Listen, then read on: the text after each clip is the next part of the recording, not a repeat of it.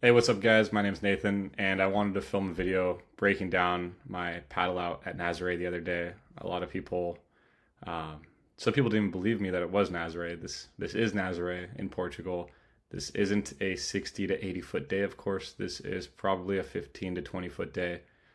But I want to explain, I guess, my thought process going into this paddle, and I guess how it works over there in Portugal. So to start the video, I'm walking down from Car Surf, which is essentially a government-funded surf hostel. It's right there on the North Beach at Nazare, so it's a short walk down to the beach. And to get out the back, most days you have three options. You can either take a jet ski from the harbor, you can paddle from the south side of the city, or you can do this paddle that I'm about to do if it's doable, right? So it does depend on the size swell, it depends on the tide, it depends on a few things. So if we're looking here at this wave breaking in the background, it's a good size wave. I mean, that's probably a 25-foot wave or something.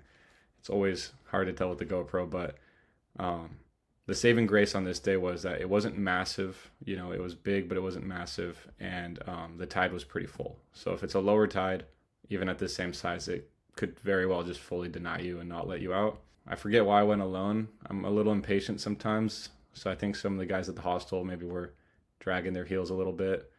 But a few of them did eventually make it out.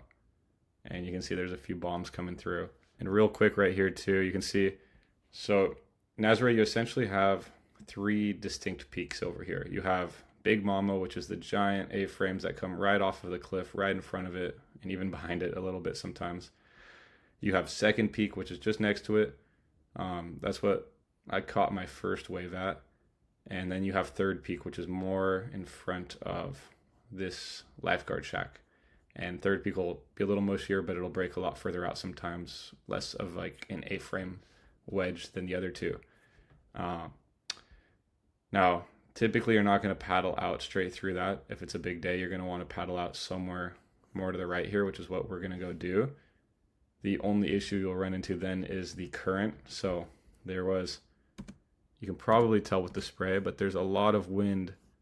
I want to say it was southeast, but that could be wrong.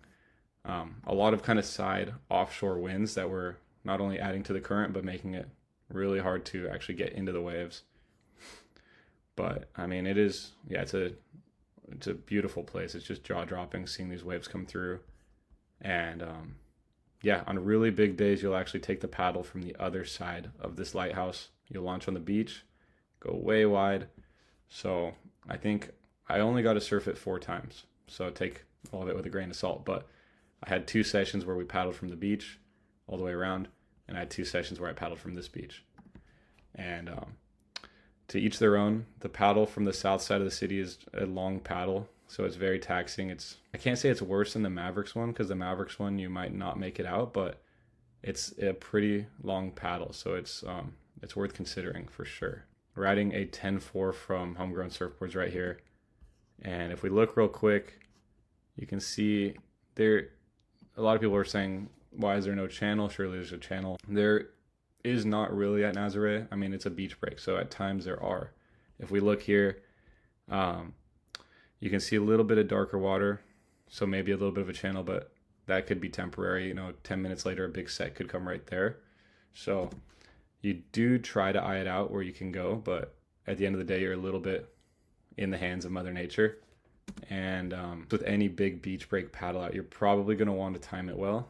In this video, I was very impatient and just, I think, anxious to get in the water and get going. So you'll see here shortly, I didn't time it at all. If we look here, a set is just fully exploding right now. Maybe a little bit of a channel to the north. And this initial shore break here doesn't look too bad right now, but this is probably one of the most dangerous parts of paddling out here. It's just, you have a big board, you've got that board getting pulled with your leash, you're trying not to get hit by it, and you've got this kind of little zone of just straight death right here. You want to get past this. Once, with this high of a tide, you can see over here, we have some room. So I'm positioned up a little bit from where I want to go, because I know the current's going to pull me down to that way. That being said, I was extremely impatient here. Just jumped straight into the water. And let me see. You can hear me go. Oh shit. And yeah, the shore break's no joke there. I mean, not like necessarily you're gonna drown, but it's just very easy to get hurt, I think, um, from your board hitting you, from getting pinned into the sand, slammed, whatever it is. And it's definitely a bit of a hit to the confidence when you're all getting amped to go paddle out at Nazare, and then you jump in and you know, can barely make it 5 feet from shore for however many minutes. But this is the reality of it. I think unless, well, it shouldn't be the reality. Like, you should time it and wait, but if you're anything like me, you'll probably be a little impatient. But you can kind of see the channel, or a little bit of a channel out there. It's just a matter of how quickly can we escape this shore break. And here I'm just kind of biding my time. There's not much I can do. I can't get out of this situation necessarily because the way the waves are, having that big board, it's quite difficult to get up the beach, and I can't quite make it out the back yet. But you can see I use whatever little window I have here to make just a few feet of gain, try to keep paddling, and it's a big relief once you get past that initial shore break. With a lower tide, a day like this could be completely impossible to paddle out at. But luckily with the full tide like this, you can see there's some real water below me, meaning that the waves breaking and coming in are a little softer in this zone. At this point, yeah, you can see just paddling, hope to get a window. That really is it. You're trying to just hold your ground, not get pushed back into that shore break, and hope that Mother Nature lets you through. You can see there's a little bit of blue water in front of us if we're looking up here. And so we're in pretty good shape at this point. We've probably drifted a little bit to the north from that current that we expected. And now it's just about paddling hard, not paddling too hard so our heart rate doesn't go too high, and kind of just staying calm and chill through the process of it. Even at this point, you know, it's still completely up to Mother Nature, so we just kind of let her choose if we're going to make it out and try to trust that we've done everything to put ourselves into a good position up to this point. But you can see I'm here probably trying to catch my breath, calm down a little bit. It can be just that a little bit extra nerve-wracking too, having the GoPro in your mouth, because that can definitely affect how quickly you get air. So you'll have these windows, right? We timed it pretty well, maybe a little early. Maybe we should have waited a second, but you have these windows right between sets. So now we start paddling, and of course the set starts coming back in, and you're really just hoping that that set doesn't kind of detonate right where you are. You want the A-frames to be just on either side of you a little bit, and you're gonna kind of try to hope to sneak through that little window. You can see there, I just made a note, with the higher tide we're not getting pushed in as much, so it's really just a matter of trying to go under it and kind of hold your ground towards the back. Paddle out at Mavericks is similar. You'll make it to where all the waves are breaking along the inside shelf, and you kind of just have to hold your ground there as best as you can, and then once that window comes, you give it everything you got and you hope you make it. And yeah, we're just kind of biding our time, a lot of the same, you know, on the board, off the board. It is quite taxing, especially just because you can't duck dive, so you have to constantly yank that leash back, climb back on your board, paddle a few feet, jump off of it, you know, repeat however many times. So if it was a bigger day or lower tide and a little heavier, it would be a lot sketchier for sure. But this is where it starts to get pretty scary. You can see, so this is where we start getting to that kind of outside bar. So now the waves are getting a little bigger, or a lot bigger, and a good bit hollower again. So this is the part where if you are caught inside with your heart rate all jacked and elevated, it could not be a fun time potentially. So we try to practice this breathing when we're in the pool training, and it's just 3 seconds in, 3 seconds out, 3 seconds in, 5 seconds out. It's just until you can breathe 10 seconds out. So I'm kind of probably doing a little bit of focused breathing at this point to not get caught with a super jacked heart rate and not overthink it. But again, you're at the mercy of the ocean. There's only so much you can do. You can only paddle so fast.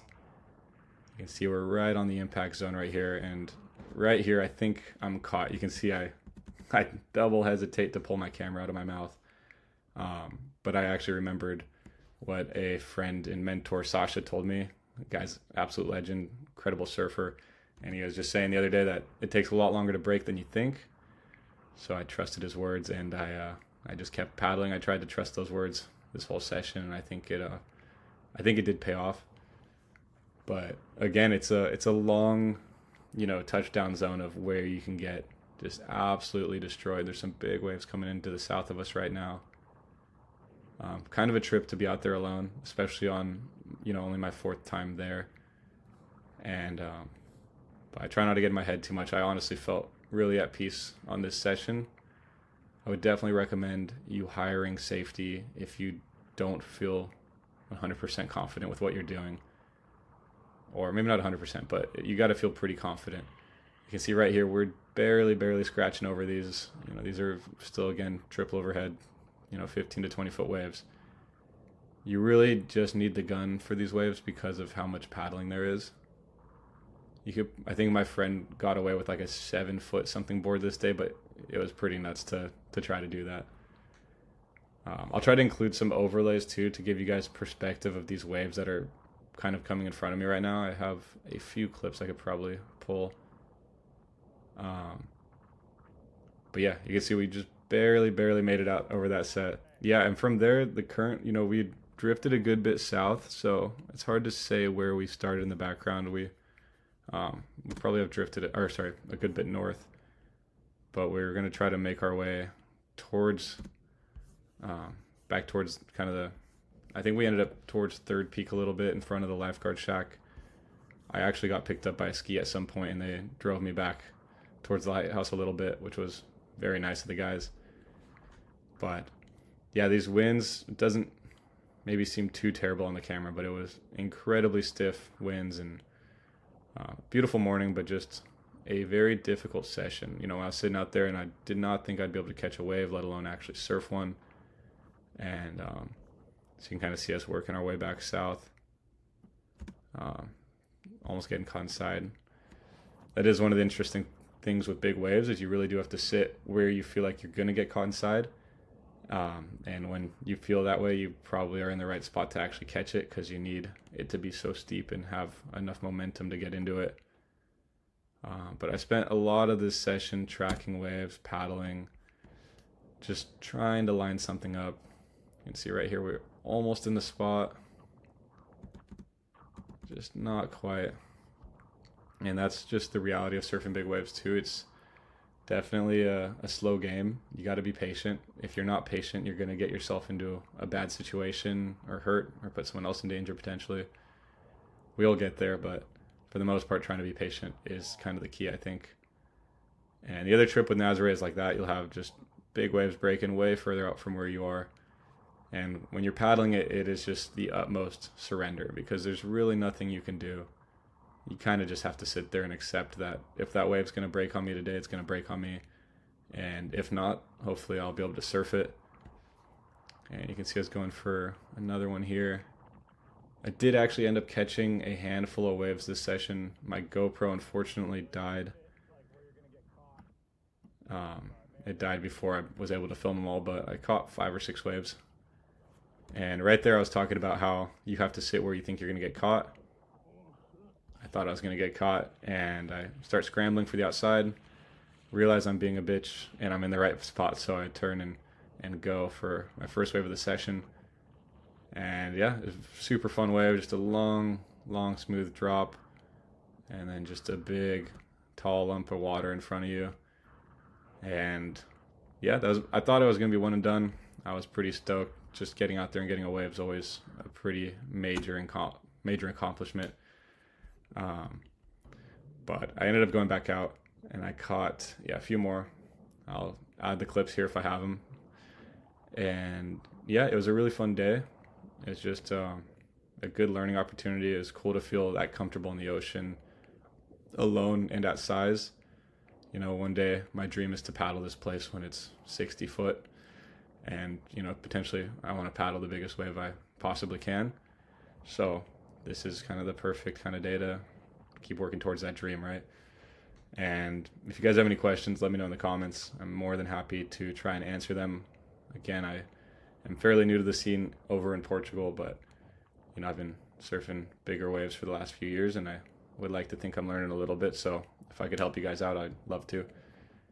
And yeah, that's about it. we made it back out here and caught a few more waves. But yeah, thank you guys for watching. Please drop a like and subscribe if you did enjoy. I'm trying to give you guys more perspectives on some of these waves that maybe we don't see as often. And that's kind of my goal going into this next year as well, is to be more consistent and just show it in an honest way as someone that's not a pro surfer, but just a guy trying to charge some big waves.